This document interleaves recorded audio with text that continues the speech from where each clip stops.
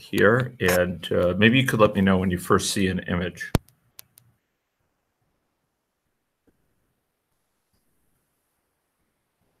This is on YouTube again, right? This is on YouTube. YouTube live events, yeah. Okay, okay. You saw my head briefly? Yeah. I see. Okay. And now, okay, now in a moment you should see my screen. Yeah, so you now see sort of infinite.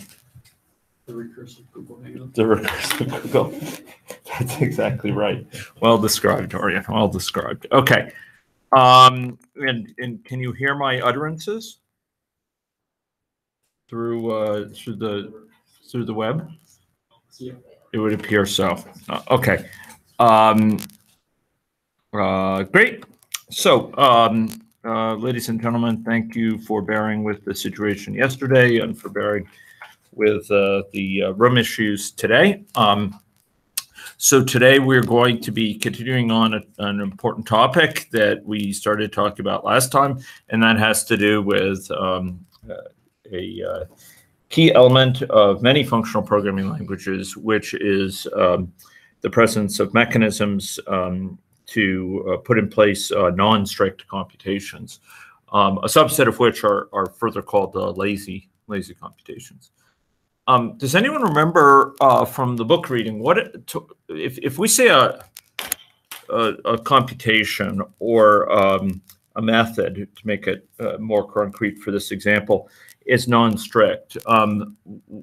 What does that mean? Or if we say it's strict, what does that mean? Equally much so. Morning. Well, a strict method will evaluate the arguments inside the method, but a non-strict one won't necessarily do that. Okay, I think that's a fair description of it. Thanks, Dory. So for something that's strict, of necessity, if you pass it, say as an argument for a case of a method, a computation which does not terminate, calling that method on that computation will also not terminate. It of necessity will not terminate. By contrast, something that's non-strict has the option of terminating, even if the thing passed to it would not itself terminate. And the fact is that if we look beyond methods, any of us in the room and anyone out there listening who has worked with common programming languages could reflect on the fact we deal with non-strictness at a certain level on a very familiar basis. It's just we don't even notice particularly how remarkable it is or how significant it is. And a classic example of this is an if statement. So if you have an if statement, if such and such, do such and such, you could think of that construct as kind of taking as arguments of sorts, or parameterized to it, two things. One is the condition to check. The second thing is what to do if that condition is true, right? And we might routinely pass an if statement where the condition, say, is false, and what it does if it were true would be to loop forever, and that if statement will still terminate, right? It'll say, is this thing passed to be true? No, it's false. And so it'll not even execute the thing to do if it were true. And that's an example of non-strictness, because we have this construct, we parameterize it, we specify it to operate with something that could loop forever, but it doesn't have to execute that thing, right? By contrast, methods in languages that you folks probably learned in your undergraduates are routinely strict. Not all of them. Haskell is another example that's non-strict, but many languages are strict. And functional programming has long put an emphasis on non-strictness as a powerful tool. And one of the reasons for that, as we'll see, is that it's a powerful tool for language extension, for adding constructs to languages. So in a language like Java or a language like C, for example, we have certain privileged constructs that are keywords, right? If, while, for, and its variants, and various types of statements and so on. And those are kind of baked into language, and they exist at kind of a privileged level, a different plane than the code we write. We make use of them, but we can't alter the language and say, we want to add to Java a to until construct or what have you. We don't have that option. So with and one of the reasons is because everything is strict. We can't create new constructs that are non-strict. But in Scala, as in Haskell, as in many other functional programming languages, there are mechanisms for doing that. And in fact, if you look back to the Lisp experience, I think probably back to the 1960s, otherwise almost certainly the 70s, the era of Lisp machines and symbolics and so on, and going through the early 80s, these, or mid-80s, these methods were really explored of non-strictness. And there was a construct in Lisp called a macro, which unfortunately goes by the same name as C macros, but it's far more powerful. And that's one of the mechanisms for language extension. So, something we talked about last time was this issue of laziness, and we examined it particularly through streams and its implications for incremental processing. The fact that we can have pipelines, and rather than mapping a whole collection, one element of the pipeline executes, you get a whole collection out. Another aspect of the pipeline executes, you get another whole collection out. Say, you apply for the first one a map and you get a collection out. And the second one, you apply a filter, you get a collection out. The third one, you apply a reduce, you get out a value. Here, we're actually processing each element one by one, as needed to drive the pipeline. And I noted that has huge implications for reducing memory demand. Turns out non-strictness also facilitates reuse of mechanisms. And Scala, reflecting the general value of non-strictness and its kind of laziness as kind of its way of capturing non-strictness, it provides several different mechanisms. Some of them we've seen informally, some we've seen a little bit more formally. So last time we talked more about streams. We're going to be doing more streams. There's also a thing called lazy values, which are call by need. There's also call by name parameters, which provide a way of allowing things in non-strictness. And in fact, we could take whole collections and say essentially treat them as non-strict in certain ways, which is useful. Okay, so I'd like to call up our Scala interpreters here in whatever form you're going to execute them. I have my Scala interpreter over here, and I guess I'll make use of that. And we're going to pursue today a number of little examples. And why don't we start with something from last time at a level, but we'll be operating off this example through the balance of the lecture. Okay, so I'd like you to import scala.math, import scala.math.underbar. So this imports everything within scala.math. And I'd like to create a stream. And we're going to start with a particularly simple and familiar stream. The stream of positive integers. And I'm going to be showing a construct here, which is going to be called iterate. And iterate's job in life is to produce, in this case, a stream, otherwise a collection of things, a sort of linear collection where each element is a function applied to the last element. Okay, the first is x. The second, so that's x here. Second is f of x. That will be the whatever function applied to that. Third is f of x. Fourth is f of x. Here, f is add 1. Okay. And as you might expect, that will yield a somewhat familiar set of quantities.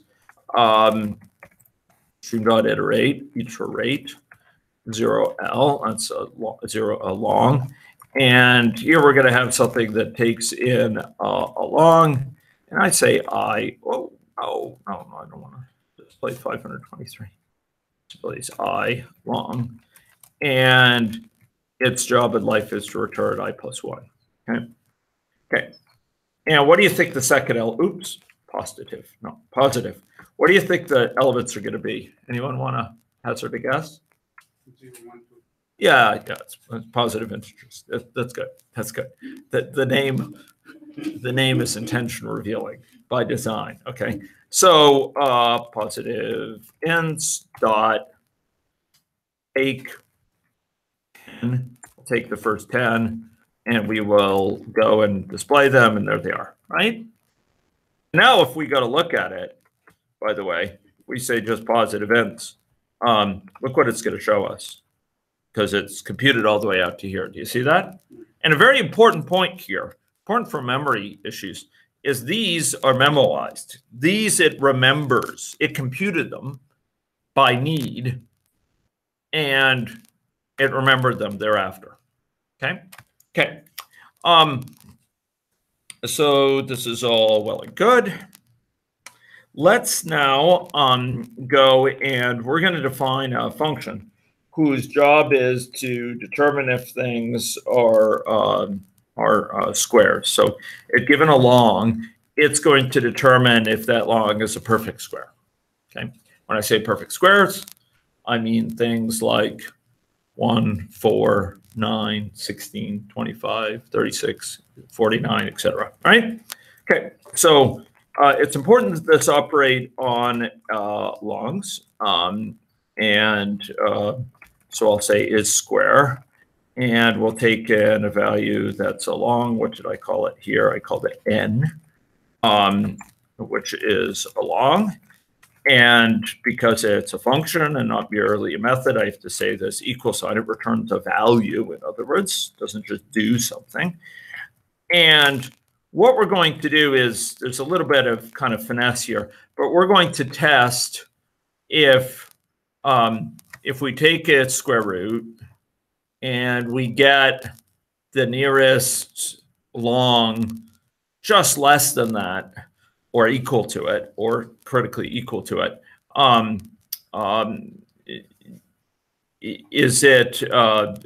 do we have a situation where it's simply the square of that? Okay, so what we will do is we'll say val root equals, and we're going to use several things here. One is going to be round.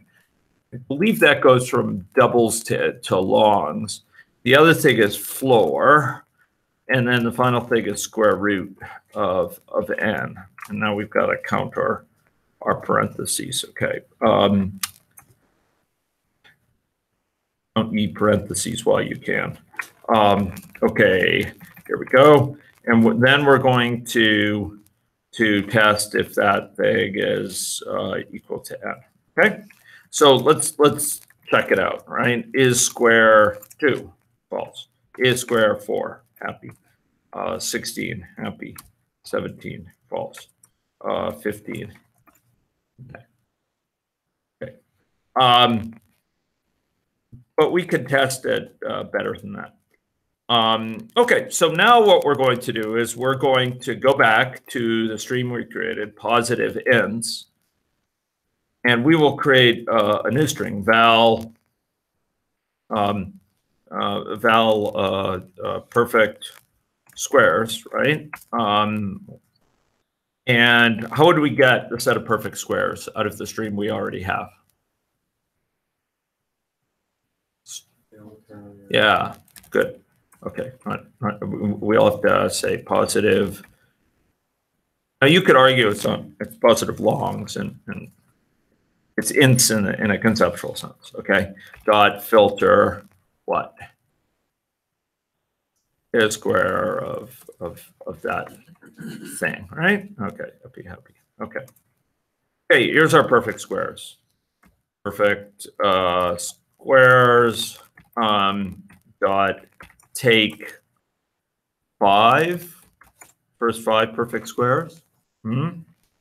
Take 50, first 50 perfect squares, right?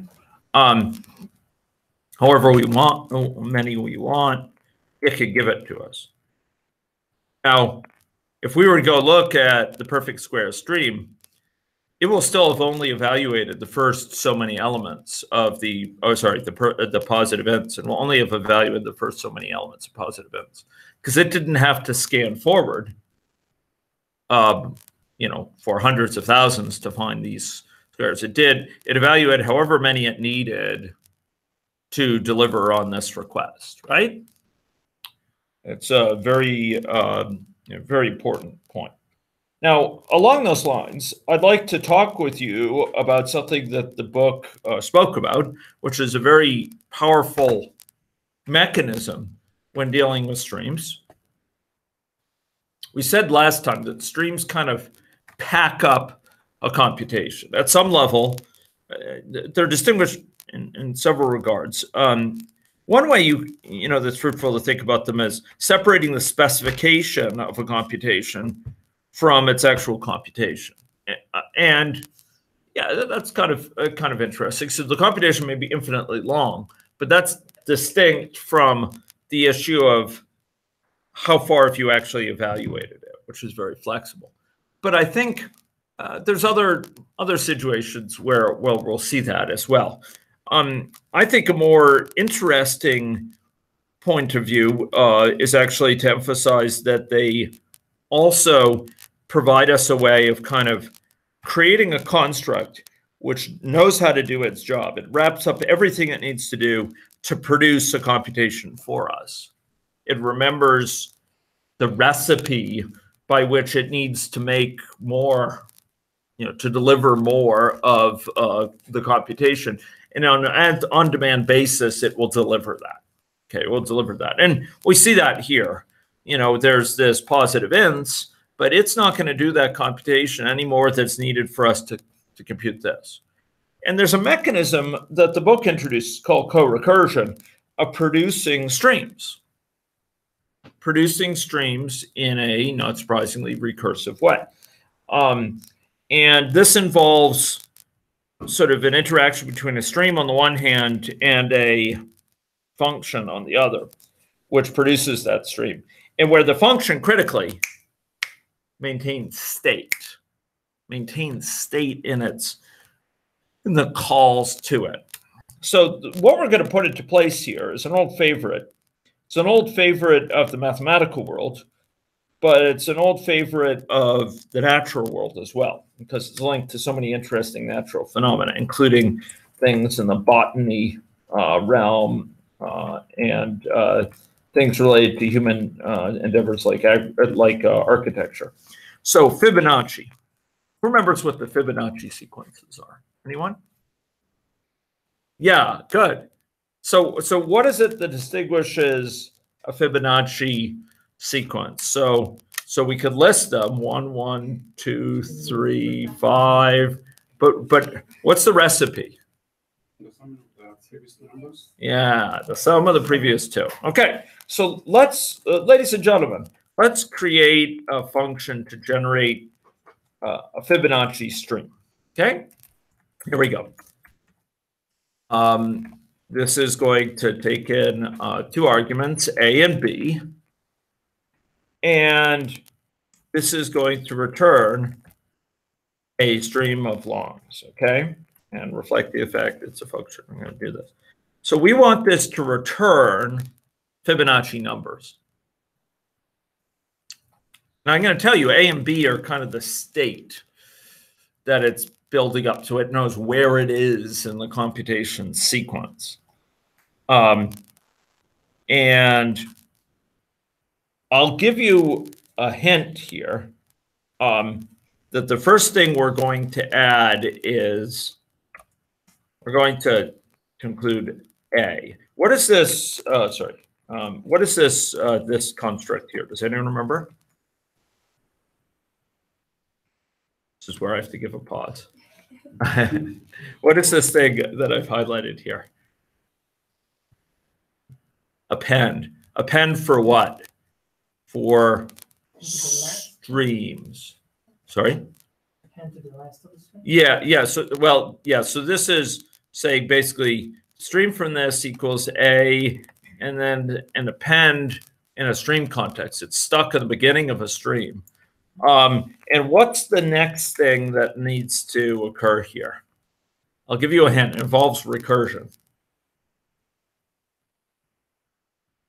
So A is the first element. I'll give you a hint. B is going to be the second element of the stream returned by this. Fibonacci B, A plus B. Yes. There we go. Let's figure out how that works. So A and B are going to be in sequence. A is going to come first. When we call Fibonacci a B, B is going to come next. And then what's going to come next? A plus B, right? And it's going to work forward from there, right? Okay, so let's try that. Each one is always going to be the sum. We're going to get A and B, and then the sum of the two, right? This is a co-recursive procedure. It's co-recursive with it's producing the stream, and it's calling back in itself to get further streams along the way, appending. So what is this thing going to return? Well, what do all calls to Fibonacci return? A what? A stream, right? So this is going to be basically returning a stream where A is had, and then it's the stream caused by this, which we know is going to be first B, and then A plus B, and then it's going to be successively other elements, right? So it's going to be A plus 2B, I believe, would be the next. In any case, it just follows mathematically. So here we're going to say val fibs. Here are the fibs. Fibonacci. And what are the first two elements of the Fibonacci? Yeah, we could do 1, 1, 2.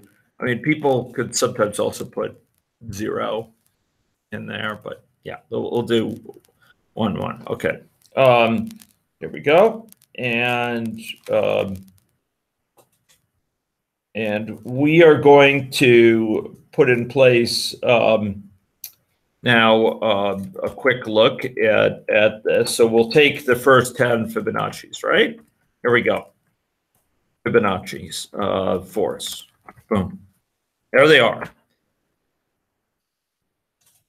Okay. That's great. We can, of course, now if we just said fibs, we'd see the first 10 computed, and then it's waiting for the others. Okay, ladies and gentlemen, now what we could do is, how if we wanted to find Fibonacci's numbers that are perfect squares? How would we do that?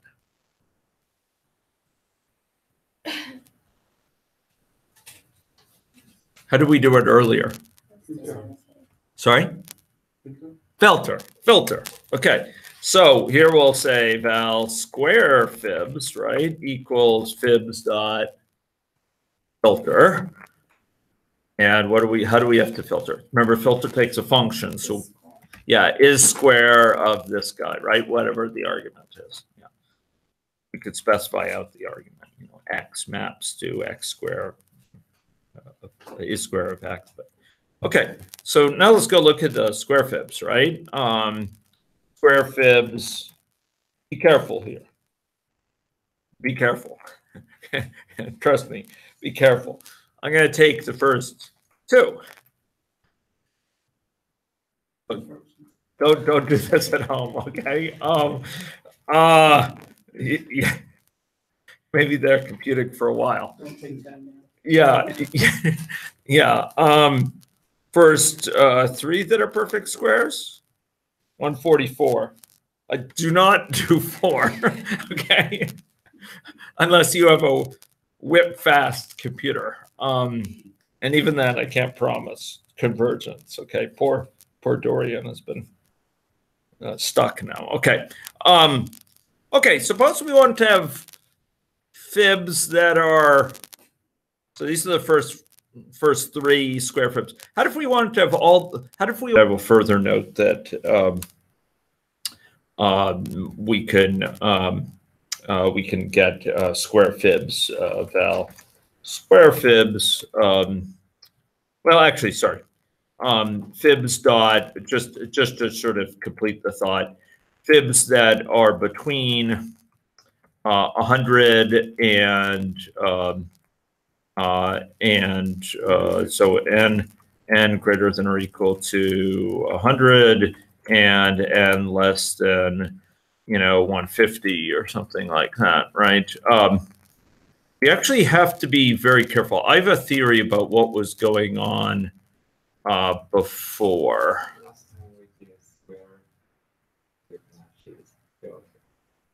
Did we do it of square fibs? Yeah. Are you kidding? Are you serious? Oh man. Okay, well that was my problem, because there's a very good explanation for what happened there besides the fact that it had a stack overflow. Yes, it had a stack overflow, but there's a reason it had a stack overflow. What was that reason? Why is it that it had that problem? What was it doing? When you compute a stream, does it compute all of the stream? Then what was it spending so much time doing? It needs to find what? The first one. The first one. Yeah. The first one that matches. The first one that's produced is the first one that matches the what? Yeah, that achieves the filter. Yeah. And the fact that it just went on and on then suggests that there was no square fib likely between 10,000 and 11,000. Yeah. And as a result, it just went on and on. And see, this is a key point. It's not smart enough to realize that once it's reached 11,000, there's never going to be another one which is going to match that condition. So it's going to go to 12,000, 13,000. It may have been up to hundreds of thousands, millions, looking for the fabled fib between 10,000 and 11,000, right? Now, and apparently that's because I said square fibs. There was none. But I will anticipate, and you could see that it's correct by the skin of our teeth, that there is one in this range. In fact, it's right there. And very likely that's the only one.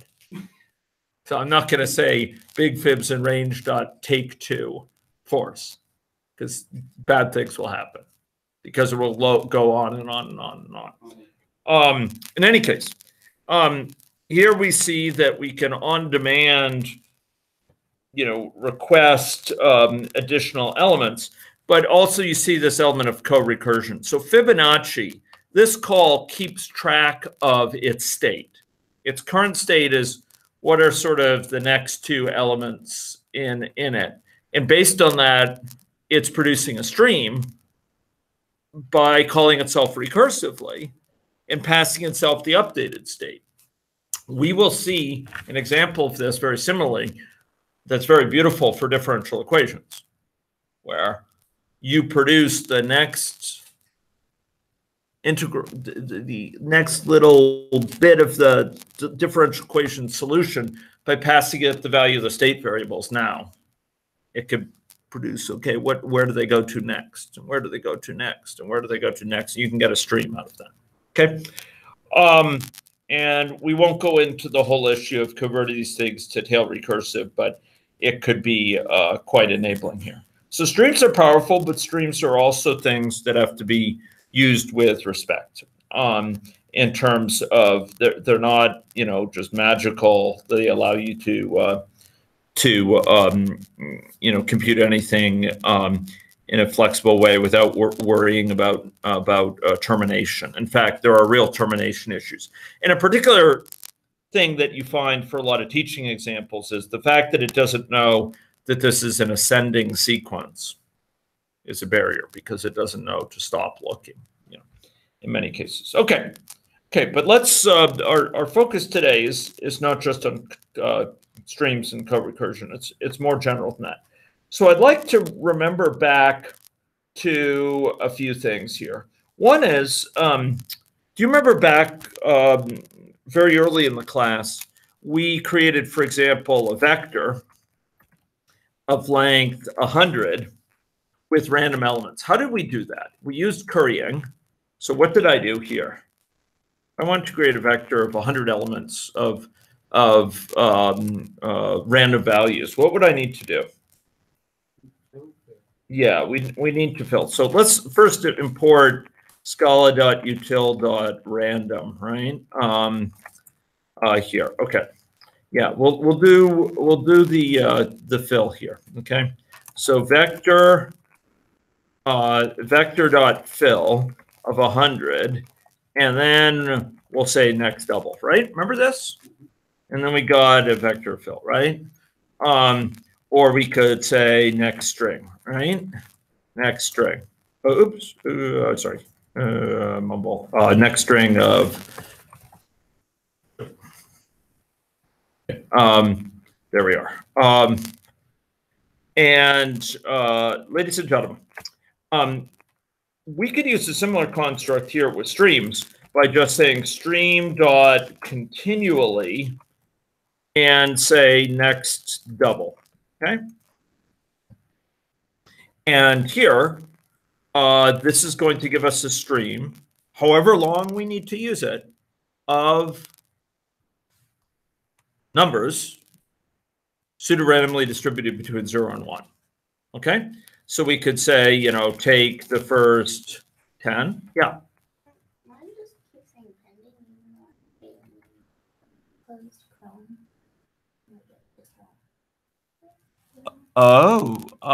Did you do the take on the previous example? Oh yeah, I had to actually terminate Zeppelin, like stop the Docker container and then reboot it.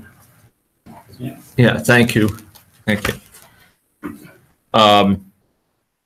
So to be clear here, and maybe you could just make sure if she needs any help now, Dorian can come over. Yeah. So basically, you did that from the command line. Yeah. Yeah, you terminated. Yes, and then you print the first 2 characters of the ID. So, The first 2 characters of the ID. Oh, I see. Okay. Okay, so stream this continually next double. This will actually produce a stream of numbers, and as a stream, it's however long it needs to be, and it's arbitrarily long here, and it's composed of random numbers, right? How would I find, for example, the first 10 of these that lie between 0.5 and 0.6? What would I do here? Yeah. Okay. So why don't I give these names, right? Val, Rands. Here, these are these random numbers. If I were to say rands.filter, and we will look for something, it's a double value, and we will check if it's greater than or equal to 0.5 and D is less than 0.6, right? Okay, so that's good. Let's suppose that we had thing rand ints, and instead of doing next double, suppose we do next int, where we give it a further argument that indicates the range, basically be between 0 and whatever this thing is, 100 here. Okay, You probably can't see it yet. 0 and 100. So randints contains random numbers, random integers between 0 and 100, and I'll take the first 5, for example, and force them. Okay, how if I wanted to get a sequence? So these numbers, you'll notice, are not guaranteed to be unique. There could be repetitions in here. There could be things which are repeated more than once, right? They're each drawn independently. Suppose I want to get 10 distinct, a random sample of 10 distinct random numbers. So what I have right now is sampling with replacement. Is that a meaningful term to you folks? Yeah. You sample from the values between 0 and 100, excluding 100 itself. So 0 and 99 inclusive. You're sampling with replacement. You could have more than one instance of a value, right? Suppose I wanted to get suppose I want to get a sample of 20 numbers sampled without replacement. How would I do that? Randomly distributed, but sampled without replacement. Sorry? May not have heard that properly.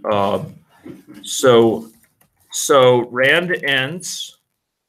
Well, it turns out there's a thing called distinct. Is that what you're trying to say? Distinct. Okay, so I will tell you that given a stream in, calling distinct on it will give you a stream out. That will be the same as the stream in, except it will eliminate repeated values. So it sounds like that's what Whale had in mind. So how would I find a sample of 20 of them? What would I do?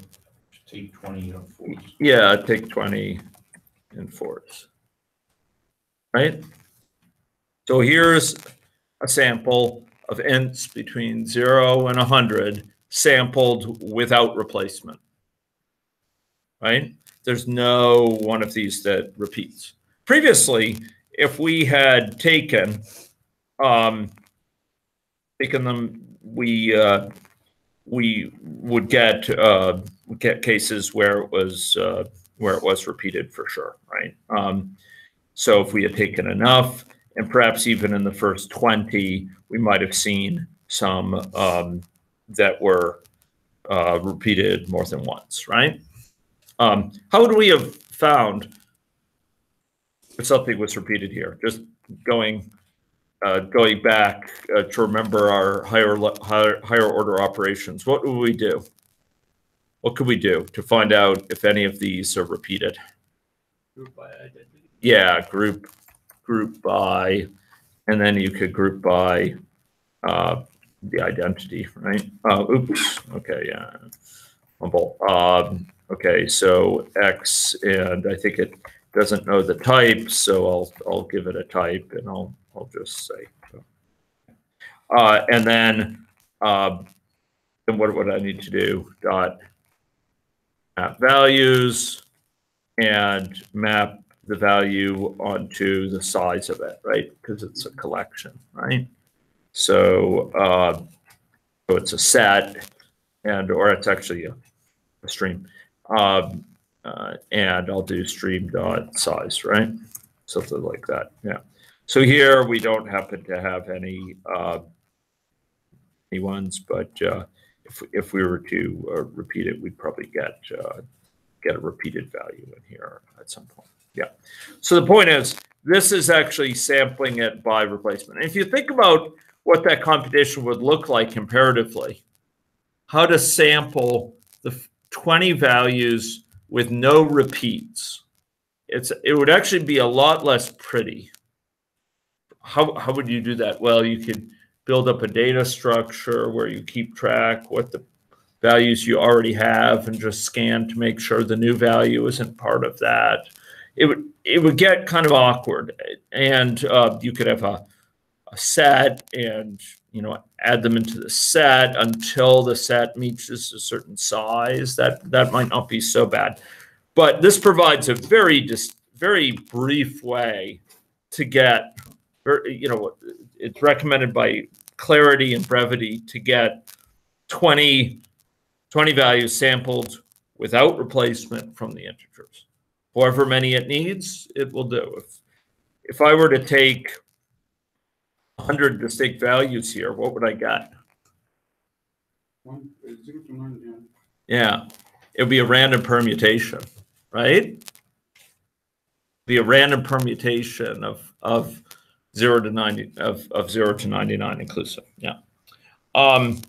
Okay, so fun with streams. Okay, let's further, ladies and gentlemen, go and look at a few other elements here of Scala's non-strictness. Okay. Okay.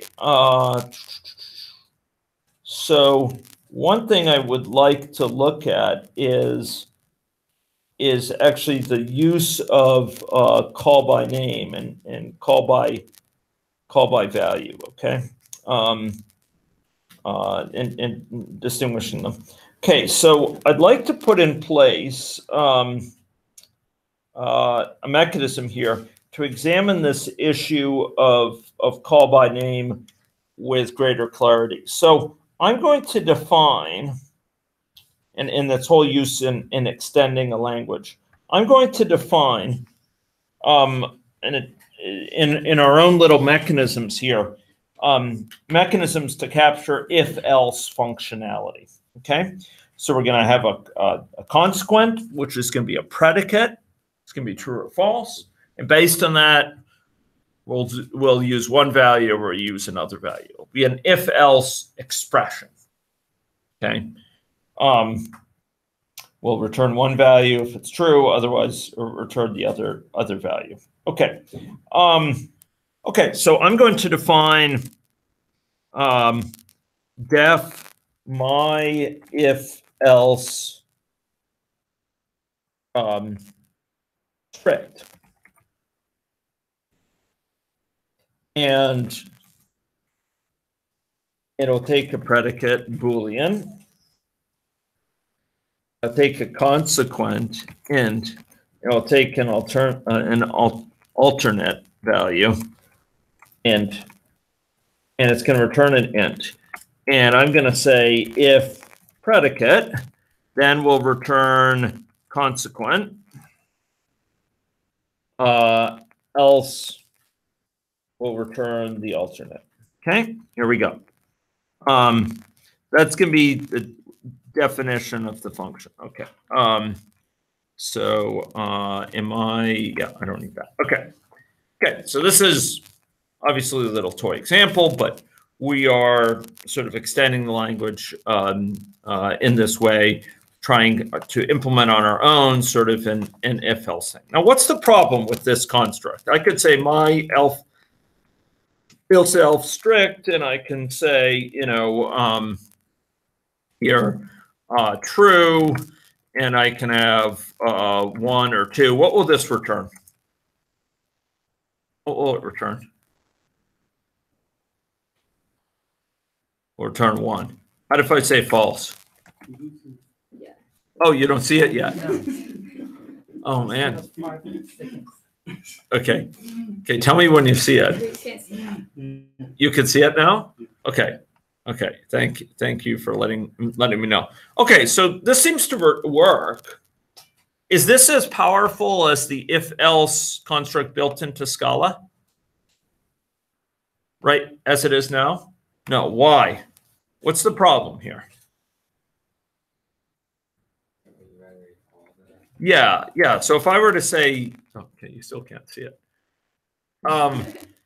If I were to say this certain thing, where the second argument has an error, even if I say essentially only evaluate the first argument, it's going to be a divide by 0. Do you see that? Yeah. Does that make sense? So it's an error condition. With a strict thing, if you pass it a computation which exhibits an error, it's strict. It's obliged to evaluate that. And it does here, right? That's a problem. Do you see that? And in general, if else, it's quite common. We'll use it to gate the control flow. Which thing do we want to do? We only want to evaluate one, not the other. And this is forcing us to evaluate both. So this construct, my if else strict, it's impoverished. It's a pale cipher compared to the strength of something like the built-in construct, because the built-in construct is non-strict. We could say if, in Scala, we could say if, this thing is true, 2, else 2 divided by 0, and it's going to be perfectly happy. You can't see it yet, but believe me, it'll be happy. A happy thing will be showing soon, okay? And it's not my smiling face. Okay, ladies and gentlemen, so let's advance beyond this. Did you see this thing? Yeah, okay. Okay, well, at least there's some suspense in the room. Okay, so now I'd like to put in place my if-else, and we're going to put in place a my if-else that uses explicit closures, ladies and gentlemen, here. This is the old way of doing it in languages that are functional but don't support laziness. An example is scheme. I don't know if you folks are familiar with scheme. Yeah. Oh, that my hat is off to you. That's great. Yeah. Is that right? Okay, that's what we do at MIT too, and I never regretted it. So scheme provides a way. Scheme is in general a strict language, but it provides a way for you to easily evaluate, create closures, create these sort of anonymous functions. And if you have my if else, and I'll say with closures, here, instead of just passing, we'll take a predicate, it's a Boolean, but instead of passing an int, we will pass instead, instead of passing an int for the consequent and alternate, we will pass instead a closure. What will that closure take as an argument? It'll not need to take anything. Ponder this, ladies and gentlemen, once you see it. Ponder it before you see it, too. And that's always a good thing. Okay? So we're going to take in something here, which is going to be a map from nothing to end. Has it appeared yet?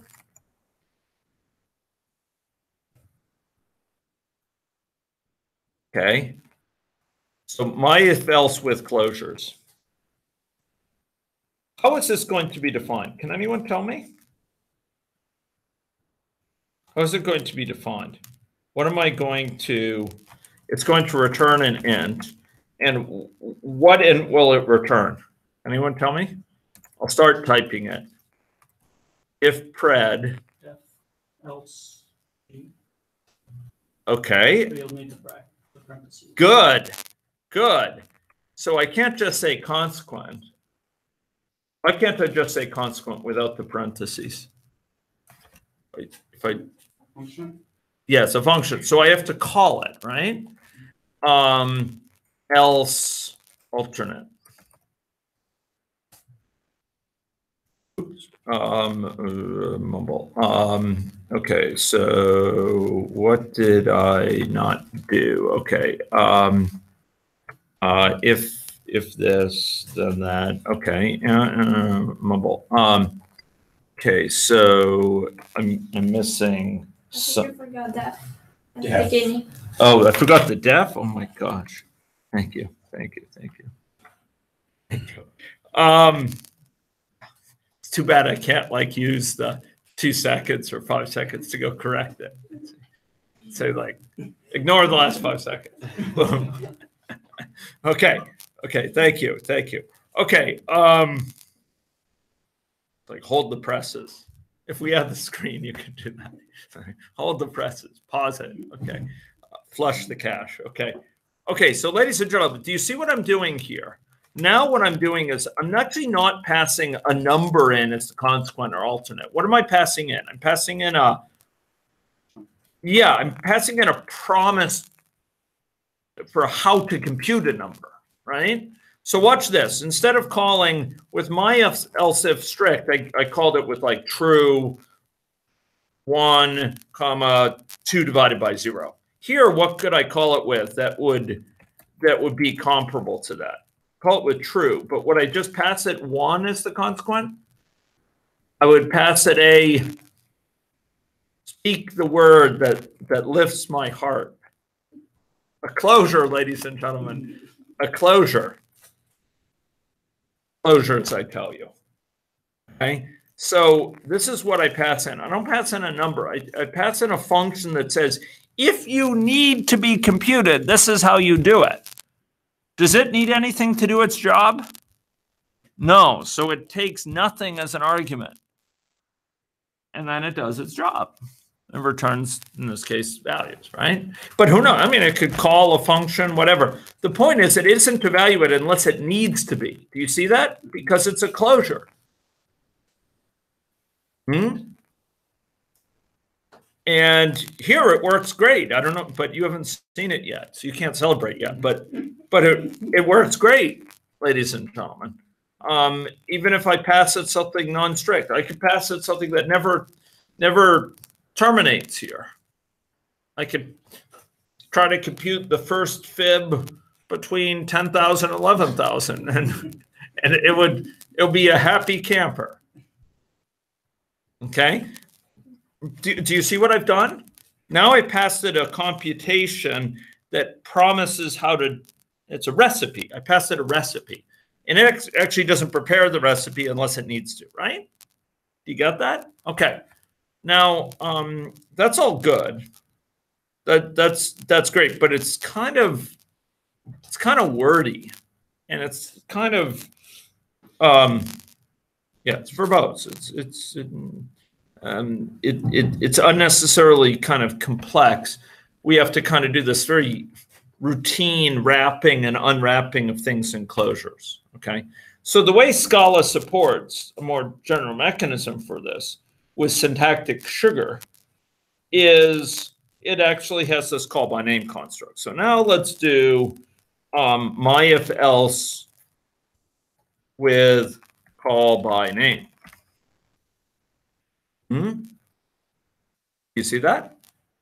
No. Okay. And now we simply do this. It's just like what we just did, but we use syntactic sugar. We don't need to kind of put in all these parentheses and so on. Do you see it now? Okay. So here we just don't have to put this, this explicit closure. It wraps it up in a closure for us. Closure, it takes nothing. And we don't have to call the closure explicitly here when we use it. Do you see that?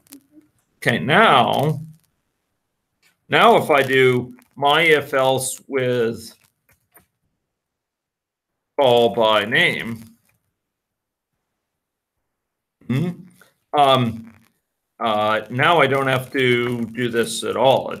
We're back to a very similar thing to what we saw in our first one. Remember our first one, strict? But it's much more powerful. What was different about this than our first one? Would this have worked? Well, you can't see what this is. It would not have worked with our first one. It would not have worked because it's strict. Because we had an error here, it's going to have an error.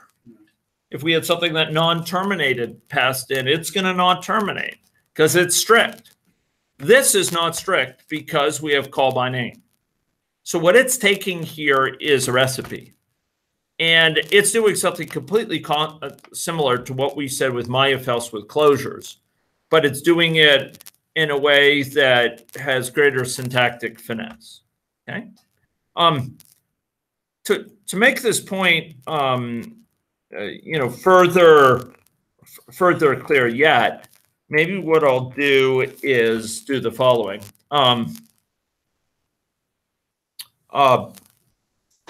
Right. So I'll say, well,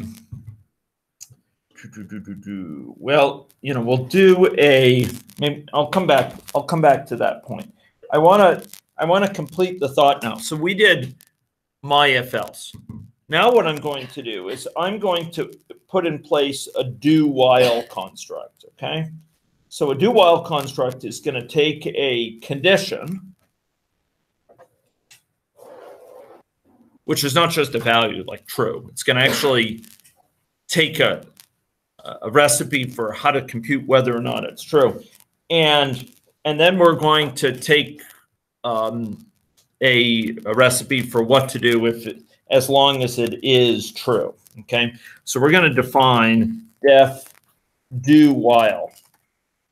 And the condition here is not going to just be a predicate that evaluates to some known value. It's going to be a recipe for a predicate because we're going to keep on evaluating it. Each time we do the loop, we're going to keep on evaluating it. Okay, cool. So this is going to be a condition that this is going to be call by name for a Boolean. In other words, it's going to be a recipe that will give us a Boolean. And then we'll have a body, which will be a recipe that actually doesn't have a sort of return value, with, as we say, a return value unit. Okay, and I want to. What I'm going to do here is I'm going to use this paste thing. You folks don't need to do it if you're doing Zeppelin. There's no need for you to do this, but in the sort of crude text interface to which I'm using here, I'm going to do this. Okay, so do while. And you see, oh no, oh man, I put a plus in. Okay. Here we go. Paste. Here we go. Okay. Here we go. Okay. So what am I going to do here? So do while it's gonna. Sorry. I think we need to space after the body. Like the arrow right now. Oh, is that right? Oh, okay. Okay. Thank you. I will give it a pop out of this and. You mean you have to go like this? Well, you can't see this. Okay. Okay. Yeah, it looks like you're right. Looks like you're right. Thank you. Thanks for catching that. No. Okay. So, ladies and gentlemen, for do while, this is going to be something that will undertake an action as indicated by the body until a certain condition is true. Okay. So we'll always execute it at least once. And only then will it check if it's true. So what does the definition of do while have to have? What's its first element? It needs to do, what does it always do at least once? Check the condition.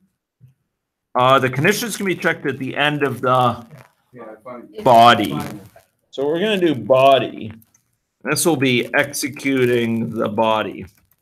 Okay. That sounds. I'm glad our police, we don't have an audience of our policemen in here. Okay. And then we're going to, that'll be really bad. Let's not give this lecture in the police analytics lab. Okay. And then we're going to say while condition is true, we're going to do what? We're going to do, we're going to loop. We're going to execute the body. Okay. So there we go. You can't see it yet, ladies and gentlemen, but we've seen the definition here, and it's being beamed out worldwide, including to the far corners of the world, such as this small room. So has it appeared in front of you yet? Okay. Okay. So here, the do while is going to always execute the body at least once. And then from then on, it'll execute the body successively, but only if the condition is true, right? So now let's go execute this. We've added a new construct, a new non-strict. Is this strict or non-strict? Non-strict. Because we could pass in something that that might not terminate or that causes an error condition and still have it evaluate. Actually, the way this is set up, now that I think about it, the body always executes, right? And the condition always executes. So, well, I'm foiled. Okay. Did you mean to use the well, like the in Scala well? We could do if condition, do well, and then recall. Oh, that's true. Then it's recursive. Then it's still recursive. That is a neat idea. So we could actually define it without recourse to the Scala while construct.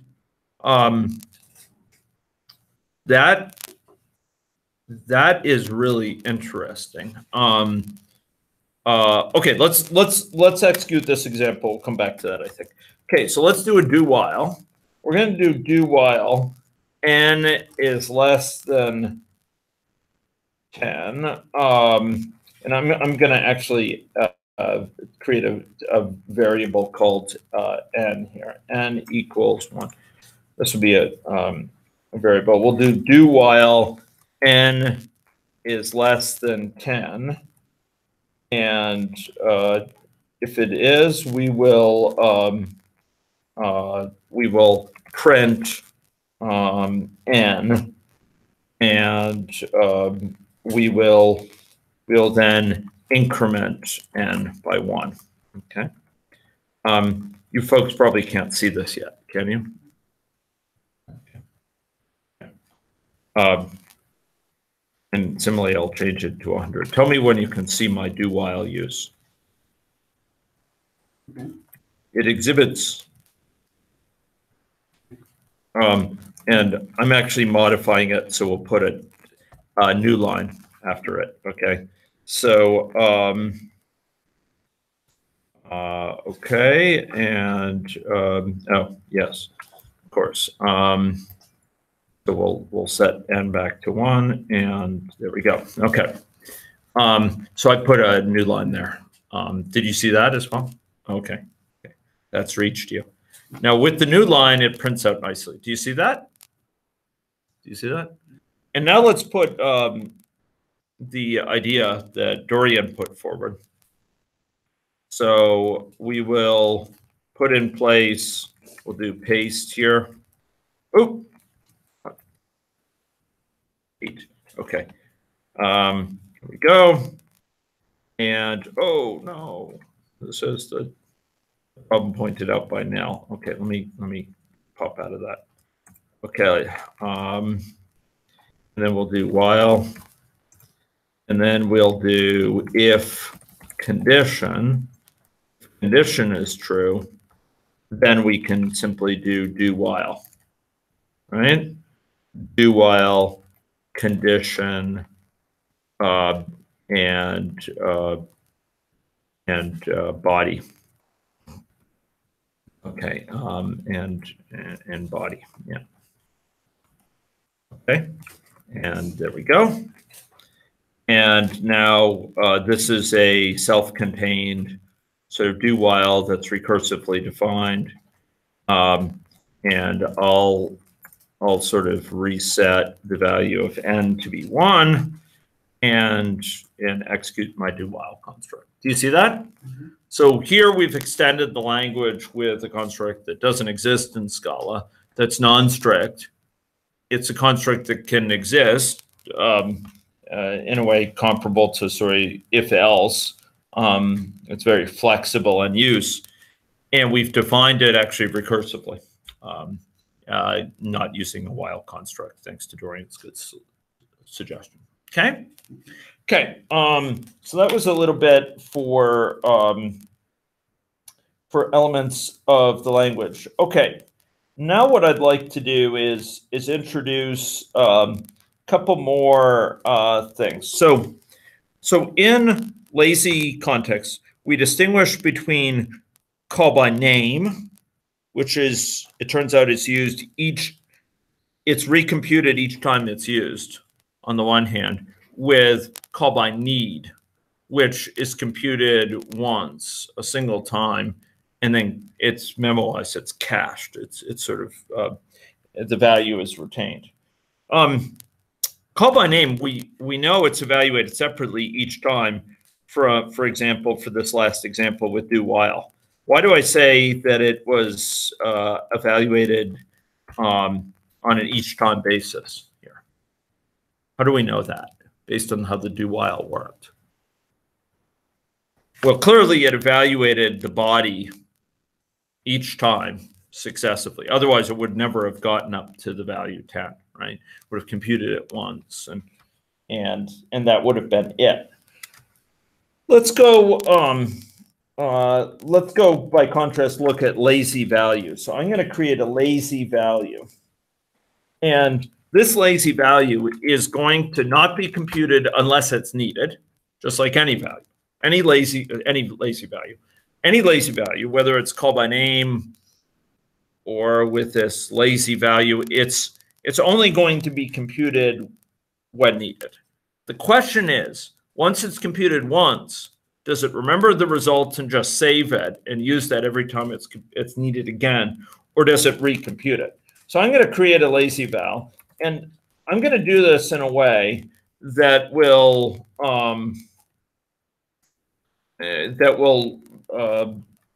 sort of print out when it's evaluated. Okay, here we are.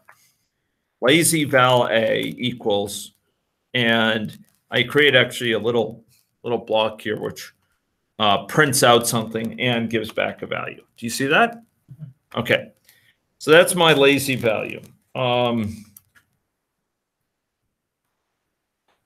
And if I use this, if I say A, what do you think will happen? If I say A, what will happen? Yeah, it'll say almost pi, and it will give a value. Now, if I say A again, what do you think will happen? Well, it turns out it will use the value. If I say A plus A, what do you think will happen? It'll give me the sum of the two, but it's continuing to reuse the value. How do we know it only computed it once? Here, it only printed out one time, ladies and gentlemen. It only printed out one time. Okay. This is quite in contrast to bring this point home again. If we create a function that that uses call by name, for example, you know, we each time we use it, it will recompute it. It'll recompute it. Okay, so this is call by need. That's call by name. Okay, streams adhere more to the call by need construct. They're not only evaluated until you need it, but once you compute it, it's memoized, it's remembered. Remember that? And so that's why it remembers those. It's not going to recompute it. Importantly, that means it uses the memory to remember these earlier values, right? Okay. So we've seen call by name. Here's call by need for in the form of lazy functions. We've seen streams, etc. Lots of other components that we could explore here. We only have a few minutes left, but maybe I'll just note a few useful things during this time. One thing is that with streams, we can make use of some additional elements for in terms of initialization. So we saw this continually element before. Do you remember that? We could say continually and pass a call by name thing. Remember that? Continually next double. And we could get values there. Alternatively, what we could do is we could say stream, for example, dot from, and say from 2. And this will give us ascending integers from 2. Okay, so we could say, for example, take the first 10 and forwards. This actually provides an easier way of giving integers. We saw before that we could say stream dot iterate. Remember that? And here we could say like iterate from 2. And we could pass in a function that takes in an existing value, okay, long, say, and it returns the square of that value. What is this going to give us for iteration? What's it going to give you there?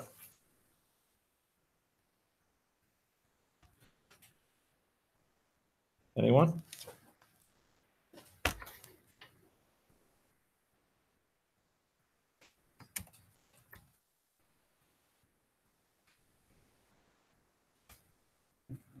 What are yeah, 2, 4, 16, 256. How are these related to each other? Each is the what? Is the square of the previous one. So here it's applying this to the previous one. By contrast, there's another one, and its value is its name is actually not on the top of my head right now, but it's not iterate. Oh, there's also, yes, empty. I think it's tabulate here. Yeah, tabulate, where we pass in a value and then we pass in a function whose job is to take in an index, as I recall, and then create, and I'll do it like this, and create a square of that index. So here, this is going to be quite different here. Oops. Tabulate. Oh, this is the size of the tabulation. Okay, I misremembered that. It's iterate. Yeah, so I'll take the first say 20. Here we go. And so this produces a stream, each of whose elements corresponds to the square of the index of that element. Okay, so here are the first 20. There we go. Each of these numbers is just the square of its index. So this is index 0, 1, 2, 3, etc. Okay. You can also create an empty stream, and I believe maybe it's a stream in a range, although I'd have to check on that. Okay, so that was enough with streams. So we've seen non-strictness in several forms, sir. We've seen it with streams. We've seen it with call by name. We've seen it with lazy values. Okay. And at some point, we may see it further with one other mechanism that Scala has for sort of creating lazy versions associated with data structures. Okay, I think that's all for today. Thank you very much. Thank you for bearing with the limitations of technology. Hopefully, the tech staff or the external university tech folks will be coming and replacing the board in this projector. Thanks very much.